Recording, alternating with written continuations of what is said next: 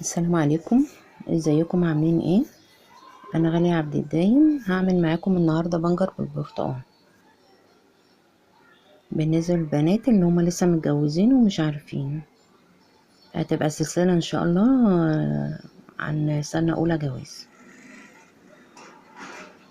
جبنا البنجر غسلناه علشان يستوى. تعرف يستوى ازاي؟ لما تدخلي السكينة وتلاقيها دخلت كده. بعد كده تاخديها، هتشيلي القطعتين دول اللي انا بشيلهم وهتقشريها بايدك، بيبقى سهل جدا في التقشير. طبعا البنجر من المقبلات اللي بتبقى جميلة جنب الأكل، بيعملوها باستمرار في المطاعم. خلاص احنا كده قشرناها. نجيب بولة